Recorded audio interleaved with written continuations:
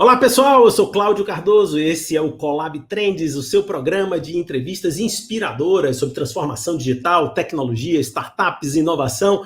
Hoje eu vou bater um papo com um personagem importante da tecnologia e informação do Brasil, o César Gon, que é o CEO da CIT. CIT é uma multinacional brasileira de serviços digitais. E é um ativo também, investidor em fundos de risco e startup. Portanto, ele é um personagem precioso para o nosso programa. Ele já foi premiado em 2019 como empreendedor do ano pela Ernst Young, é engenheiro de software, tem mestrado em ciência da computação pela Unicamp, né, Universidade Estadual de Campinas. César, muito obrigado por aceitar o nosso convite, uma honra recebê-lo aqui no Colab Trends. Cláudio, um prazer estar aqui, bater um papo sobre esses assuntos maravilhosos de empreendedorismo, liderança, inovação. Uma honra. Obrigado, querido. Olha, vou começar aqui por um artigo sensacional seu, que eu li há pouco tempo, que fala do grande inimigo da inovação, né? Nesse artigo, você fala que defende a ideia de que a maior barreira para inovar é o medo, né? A insegurança psicológica para arriscar, enfrentar caminhos que são desconhecidos, né? E aponta que lideranças arrojadas e corajosas geram equipes confiantes, né? Ao contrário do que pode se pensar de gerar timidez. De onde é que saíram essas ideias aí? Desenvolva isso para a gente. Cláudio, a ideia inicial, na verdade, de escrever esse artigo, até começo o artigo descrevendo isso, né? Foi um papo meu lá em Mendoza com o Alejandro Virgil, é um enólogo que ficou famoso, né, lá da Catena. Ele tem um label dele, né, uma vinícola que chama El Inimigo. E ele me falou, eu perguntei num jantar, por que El Inimigo? Aí ele falou essa frase que me motivou a fazer essa reflexão. Ele falou, pô, o maior inimigo do ser humano é o medo. E essa era a referência no rótulo. E ele é um cara inovador, né, no mundo do vinho não é tão simples ser inovador, né, ser intrépido. E aí eu desenvolvi, né, a partir desse insight, né, essa visão, primeiro, de contestar um pouco a ideia do líder infalível, né? Acho que a pandemia, inclusive, acentua essa necessidade da gente olhar a liderança e as pessoas não como seres infalíveis, né, máquinas de execução, mas sim como pessoas mais vulneráveis, né? E o exercício da liderança, ele é o exercício de você se mostrar vulnerável, né? Se você, na verdade, contar com um time, com equipe, né? Com um nível de engajamento onde cada um vai construindo, né, a jornada, o sucesso junto com o outro. Então, primeiro, essa crítica, essa visão de que todo sucesso você vai achar um líder e uma grande sacada, e que é só esse líder executar a sacada e acabou. Quando, na verdade, quando você olha o mundo real, né, o sucesso vem de histórias coletivas, né, de grandes equipes, claro, lideradas, né, por bons e protagonistas, mas sempre distribuindo os méritos na equipe, né? E aí vem esse link, né, do empreendedor, como essa combinação de resiliência, adaptabilidade, né, óbvio, né, mas coragem. E aí o inverso da coragem é o medo, né? E me passou essa visão de que, pô, o que destrói, né, engajamento, o que destrói a criatividade, o que destrói o ambiente vencedor de uma equipe é uma liderança pelo medo, né? Então eu escrevi isso, né, que no fundo talvez a tragédia humana e acentuada pela pandemia é que o medo de liderar gera a liderança pelo medo, né? E aí tem uma série de estudos sobre segurança psicológica, né? Eu cito estudos, né, do MIT, né, estudos mais recentes, né, um grande estudo feito no Google, de que, no fundo, o fator número 1 de sucesso de uma equipe é essa sensação de segurança psicológica, de que a gente pode errar junto, que a gente pode aprender junto e que a gente vai achar os caminhos. Então, esse foi o ponto de partida aí para essa reflexão sobre o medo como o grande inimigo da inovação. Muito interessante, engraçado, porque antes da nossa gravação, eu conversava com o nosso time interno, de comunicação sobre exatamente como eu percebi, por exemplo, na escola dos meus filhos, escolas muito boas, avançadas, etc., como ainda existia um resquício do foco na disciplina. É um pouco, talvez eu estou arriscando aqui um paralelo, mas um pouco essa coisa de jogar no seguro, né? Jogar no seguro. Olha, disciplina é importante, o controle é importante, controlar custo na empresa, por exemplo, foco demais em controle de custo, talvez sejam sintomas, eu estou arriscando dizer, sintomas desta mesma matéria, né, César? E ocupar esse lugar de liderança, incorrendo na possibilidade de arriscar, não só você está nos ensinando isso, inspira, mas faz com que esse risco seja compartilhado pelo time, né? Então, exatamente, exatamente, Cláudio. Acho que tem uma mudança que é radical entre o século industrial e o século digital, né? O século XXI, que na organização e no pensamento estratégico das grandes organizações, que é, no fundo, o que funcionava no século XX, né? Aquela estrutura rígida, hierárquica, né? Um controle central da estratégia e depois uma execução disciplinada, né? Essa era a fórmula de sucesso, né? Eu faço lá no 15º andar, eu entendo o mercado, aí eu desenho uma estratégia e depois eu tenho mais 3 andares que vão executar essa estratégia, né? Essa fórmula, ela é a receita do fracasso na sociedade do século XXI, né? No nível de incerteza com que você tem que trabalhar nesse século digital. Então você precisa, na verdade, quebrar essa visão hierárquica e quebrar essa visão, no fundo, de separar entre um time de estratégia e um time de execução para criar equipes que vão desenhar, executar, ajustar a estratégia e a execução ao mesmo tempo. Isso significa um nível de autonomia e um nível de entendimento, de engajamento radicalmente diferente do que se conseguia com as equipes disciplinadas do século XX, né? Então, claro que precisa de disciplina, né? Mas é a disciplina de tentar, de medir, de acertar, de achar um outro caminho, né? De explorar, né? De experimentar, e a hora que acha um veio, né? Escalar.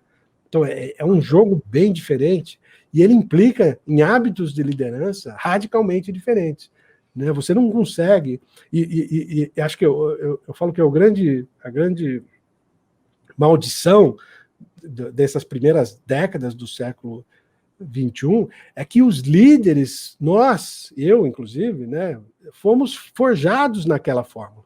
Nossas carreiras andaram, né, em cima de disciplina, em cima de controle, em cima de ser o sabe-tudo, o cara das respostas. E aí você cai numa piscina, que é o século XXI, onde ninguém quer controle, todo mundo quer propósito, quer inspiração, quer alguém que traduz o que está acontecendo no mundo para a sua realidade. Ninguém quer o sabe-tudo.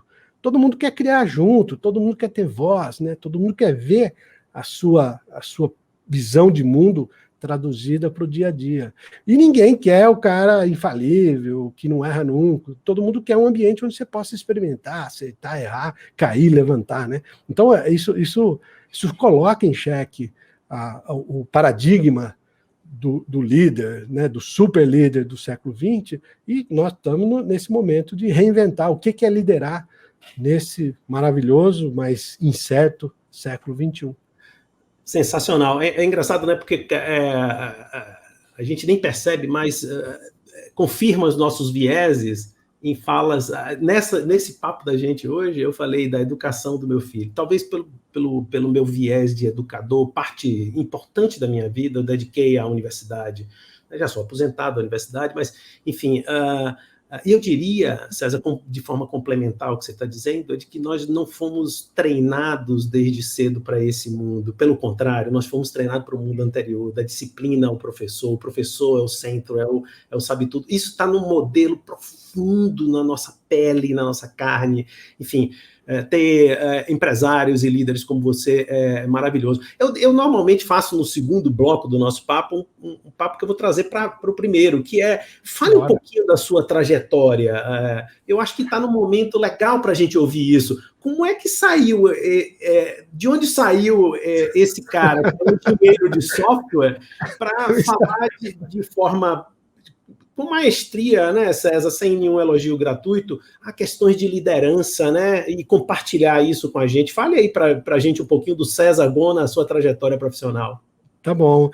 César é uma história bem atípica, né? Eu sou do interior do estado, né?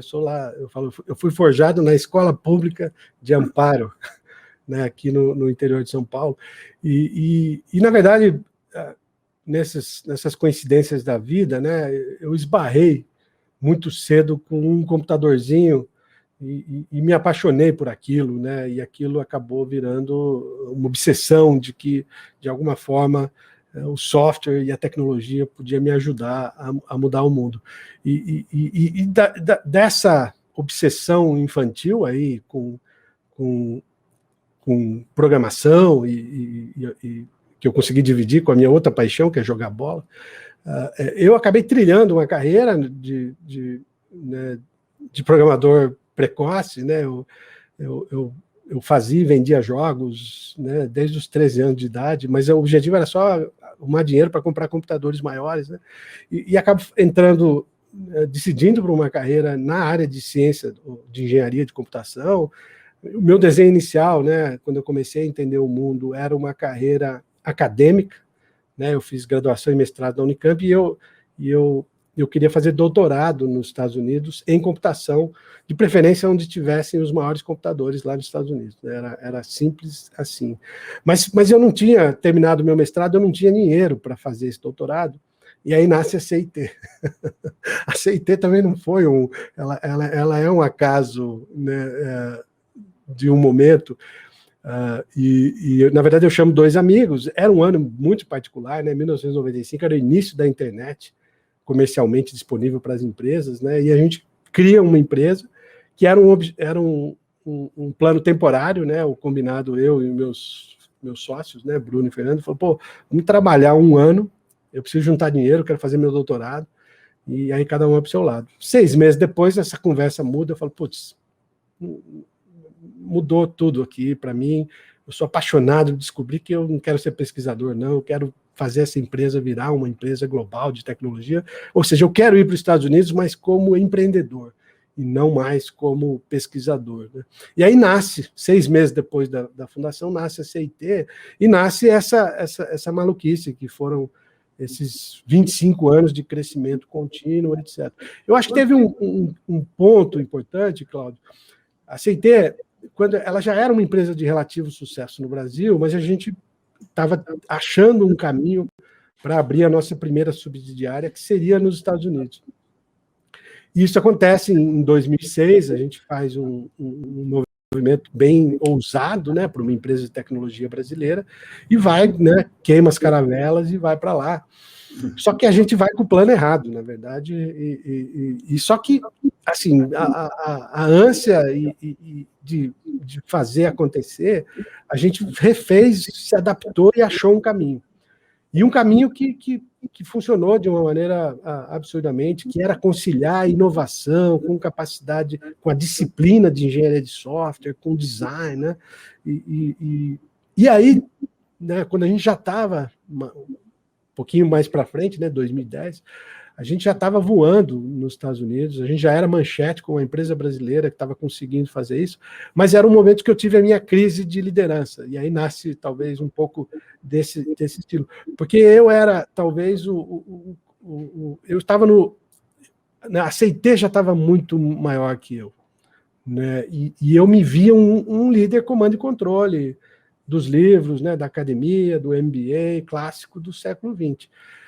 E aí eu falo, pô, ou eu me reinvento para fazer sentido para essa CIT, ou é melhor eu ir lá para o conselho, né, e colocar alguém, né, que já esteja pronto para esse tipo de desafio. Mas eu acabei me dando uma chance e falei, não, eu vou me reinventar. Eu dei muita sorte também, achei um mentor, né, do John Shook, lá do Lean Institute de Boston.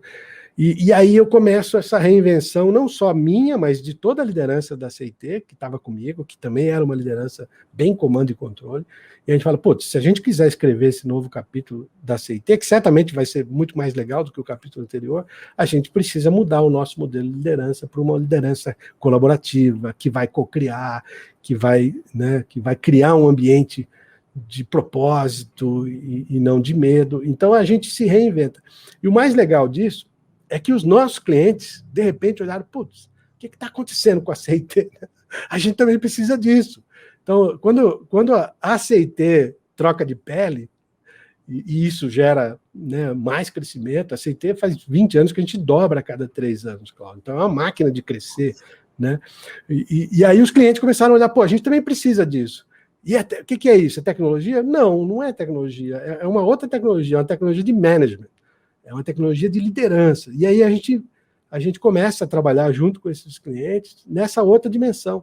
Claro que tecnologia é o grande pilar da transformação digital, mas se você não conciliar isso com um movimento de criar equipes mais autônomas, criar propósito, né, criar organizações mais flats, né, menos hierarquia na sala, é um voo de galinha, né? Não é joga mais machine learning, joga artificial intelligence, blockchain, uma pitada de advanced analytics e vai sair resultado do outro lado. Não, precisa de liderança, um novo tipo de liderança. Então foi esse achado, na verdade, das cicatrizes de me reinventar para fazer sentido para uma CIT, que obviamente ainda ela transcende muito a visão inicial dos fundadores, né? Eu acabei encontrando aí e mergulhando. Eu sou um consumidor de livros, de artigos, maluco assim. Então acabei mergulhando e achando, né?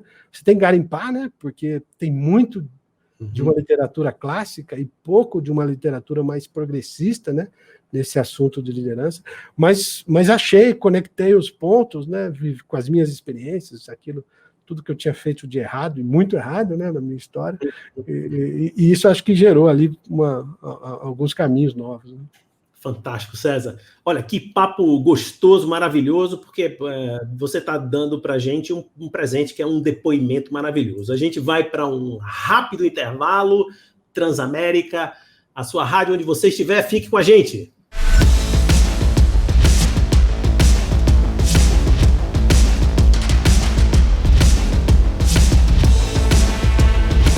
Colab Trends está de volta. Hoje eu estou conversando com o César Gon, que é CEO, fundador da CIT. César, bacana o nosso papo aqui. Bem-vindo de volta para o nosso papo. Eu vou já começar aqui soltando uma pergunta que acho que eu, pelo menos, tenho muita curiosidade de saber, né? Nós tivemos aí reserva de mercado, uma história complicada na computação brasileira. Né? Sua trajetória profissional, provavelmente você presenciou várias fases aí do Brasil, mas em especial, empresário do setor de software, você enfrentou a visão de que empresas brasileiras estaria reservado um papel secundário, né, na indústria mundial. Mas você, evidentemente, enfrentou essa visão. A CIT é uma empresa global, né? Quais foram os principais desafios e entraves para você atuar nesse nível global? Você falou dos Estados Unidos, já começou lá, né? Mas imagino que daqui você talvez ainda enfrente entraves e barreiras. Cláudio, eu acho que a primeira barreira é essa visão de protagonismo, de que o Brasil, por qualquer razão, não pode disputar o cenário global num assunto, claro, complexo, como tecnologia. Mas mais do que complexo, é um assunto inescapável, né? Você não tem como, né, projetar qualquer, né, ambição para o século XXI sem a componente tecnológica, né? Então, eu acho que a gente, um pouco desse complexo de vira-lata, né, aplicado à indústria de tecnologia, ao profissional brasileiro, eu acho que a gente enfrentou, talvez como a gente era moleque, né, de maneira meio ingênua. Eu tinha uma visão muito positiva, ainda tenho, muito destacada da qualidade do profissional brasileiro, e principalmente do profissional de tecnologia. E na verdade, o que aconteceu, Cláudio, é que a indústria andou a nosso favor. Acho que essa é a grande oportunidade para o Brasil, né? Porque a computação ela nasceu como uma atividade, digamos, mais científica, mais matemática e assim, de maneira muito elitizada, né? Mas isso se desdobra agora no século XXI como um assunto muito mais amplo, que envolve, na verdade, competências que transcendem muito as competências, os hard skills tecnológicos, né? Você precisa de design, você precisa de criatividade, você precisa entender do consumidor, você precisa compor isso com outras disciplinas de dados, né? De entender padrões de comportamento. Então, e você precisa fazer tudo em equipe.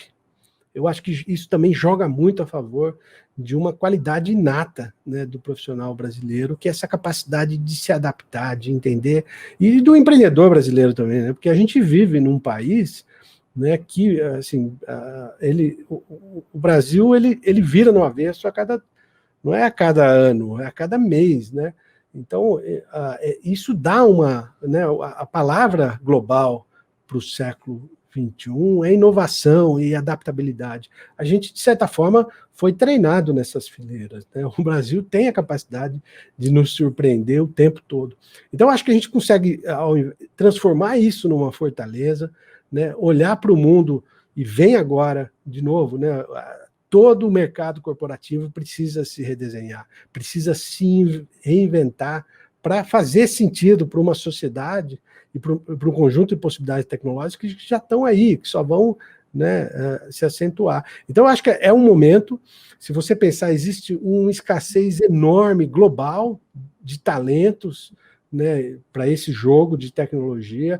Você tem questões geopolíticas que dificultam, né, Estados Unidos e China, Rússia. Então, assim, de certa forma, é a chance nossa, de novo, né? Não vamos perder a oportunidade de perder essa oportunidade, né? Então, eu acho que é um momento onde, né, digamos, as forças de mercado conspiram para que o Brasil, que tem uma história de tecnologia, que começou meio, né, pelos motivos errados, né, com uma arbitragem de capital humano, ali aquela primeira terceirização, aquela reserva de mercado, né, aqueles computadores atrasados que a gente vivia, mas que depois se sofisticou, né, que foi puxado para uma indústria financeira que criou, né, uma massa crítica. O Brasil tem uma massa crítica de profissionais, né, de todas, né, tem gente com 30, 40 anos de mão na massa, em ambientes complexos, e tem gente saindo, né, das fileiras universitárias também com muita fome. Então, a gente tem toda né, o espectro para formatar isso e ser, né, um player global que vai contribuir com o assunto tecnologia, de novo, porque eu acho que esse assunto está se humanizando, né? A tecnologia não é mais só bits e bytes, né? Ela é gente, ela é experiência, ela é jornada, ela é consumidor. E isso amplia muito as possibilidades para o tipo de profissional, digamos, que combina melhor hard skills e soft skills, né? E eu acho, assim, é agora, nós precisamos, é o que a gente está fazendo, a gente não pode perder essa chance, né? É um momento, e isso cria futuro, né? Isso cria um país que começa a reconquistar um espaço na cena global. Fantástico. César, você mencionou aí uma palavra-chave para o nosso programa, a gente botou esse nome de trends, né, tendências, a gente quer vislumbrar um pouco, dar uma olhadinha no que é que vem pela frente. Isso está na natureza de quem lida com startups, programas de inovação aberta, corporate venture capital, uma aposta futura de risco. Fala um pouco para a gente aí qual é a sua visão de futuro para esse segmento de software. Você já falou um pouco, né? Mas enriquece um pouco mais. O que aconteceu, e agora acho que ficou meio... A gente já viu a tecnologia, né, o software e a tecnologia, né, desde que está engolindo o mundo, né, como escreveu o Mark Anderson, né, em 2011, né, o software está engolindo o mundo. Isso significa que ele está redesenhando mesmo as cadeias de valores, as possibilidades de todas as indústrias, né? Então, acho que essa é uma tendência cada vez mais óbvia, né? Não existe né, nenhum inescapável para qualquer segmento, para qualquer vertical, para qualquer indústria, o papel cada vez mais protagonista da tecnologia, né? Conciliado, assim, acho que o que vem junto também é um novo desafio de você viver num mundo que, na verdade, é marcado pela incerteza, né? Então, eu digo, tem um conjunto de possibilidades tecnológicas, mas tem um campo de jogo para estratégia e liderança que é radicalmente diferente. Você precisa conseguir navegar na incerteza o tempo todo, né? E também, do ponto de vista competitivo, você deixou de ter aquela visão de que esses são meus 3 competidores, né? Agora você tem um ambiente de inovação, um ambiente, você tem capital, né, disponível, abundante para alavancar novos empreendimentos, né? Então você começa a ver indústrias que viviam uma realidade competitiva. Pega a indústria financeira no Brasil, né? Ela vivia um conforto competitivo durante décadas. Aí, de repente, você tem uma explosão de agentes, novos players, etc., inovando, encontrando novas maneiras de se conectar no cliente, né? Então, eu acho que a grande... E a gente está só no início, a gente está no início da segunda década do século, né, onde a tecnologia vai, assim, a gente mal viu ainda, né, até onde essas possibilidades vão nos levar. Então, o primeiro ponto é um redesenho radical dos ambientes corporativos para que eles façam sentido, né, para uma sociedade que já andou na frente, do ponto de vista de valores, do ponto de vista de adoção de tecnologia, e a pandemia só acelerou isso, né? Então sai daquele quadrante tecnologia é importante para o quadrante tecnologia é urgente. O outro lado, que é uma reflexão importante, Cláudio, é que também o velho oeste da tecnologia está com os dias contados, né? Ela começa a ser tão protagonista que a sociedade vai ter que regular os espaços, né? Vai ter que definir, né, questões de privacidade, questões de uso de informação, questões né, o fim dos empregos, né? Não é uma coisa, assim, a tecnologia ela não é boa nem má sozinha, né? A sociedade precisa tomar decisões um pouco mais estruturadas sobre a velocidade com que essas transformações vão acontecer, porque, no fundo, ela também tem que mediar os impactos disso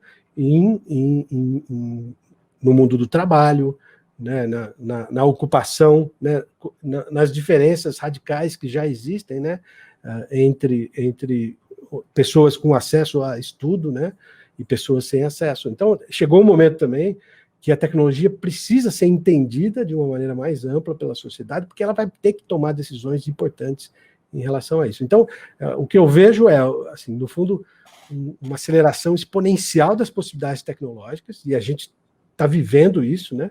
A nossa geração está vivendo isso intensamente, com uma visão nova de o papel da sociedade regular, né? Ela precisa entender, ela precisa se educar nisso, para poder dizer onde e com que velocidade a gente quer, claro, tirar os fantásticos proveitos que a tecnologia pode, de verdade, melhorar a vida das pessoas. Mas a tecnologia não é, by design, uma coisa que vai sempre jogar a favor do bem-estar da sociedade. Espetacular. E esses temas que você está aí nos brindando, né? Estão à flor da pele, né? Questões de censura de conteúdo, free speech, enfim, são questões altamente sensíveis. O futuro do emprego, né, Cláudio? O futuro do emprego, porque muito do que muita gente faz vai ser feito por software, por algoritmos de inteligência artificial, sim, por máquinas mais inteligentes, por IoT. Isso já está óbvio. Mas isso precisa ser mediado. E colocado, né, em pauta, quanto mais amplo, melhor, né, essas discussões. César, eu ficaria aqui um bom tempo conversando com você, lhe confesso, porque lhe ouvir é muito estimulante e organizador do nosso pensamento. A gente só lhe agradece, muito obrigado pela sua participação. Foi um privilégio lhe ouvir, uma satisfação lhe conhecer aqui de perto. Muito obrigado, parabéns pela sua carreira extraordinária, vida longa CIT, sucesso para você, César, muito obrigado. Obrigado, Cláudio. Um prazer de novo contribuir. Parabéns aí pela série de programas, pelo tema. É fundamental que essa discussão se amplie, né, e que a sociedade vá entendendo esse campo de jogo, que é o campo de jogo do século digital. Muito obrigado. Chegou ao final mais um Colab Trends, o seu programa de entrevistas inspiradoras. Hoje o papo foi incrível com César Gon, CEO e fundador da CIT. Ative o sininho, dê o seu like no nosso canal do YouTube, acompanhe a gente pelos podcasts também do Spotify. Fique aqui com a gente na Transamérica. Até o próximo Colab Trends.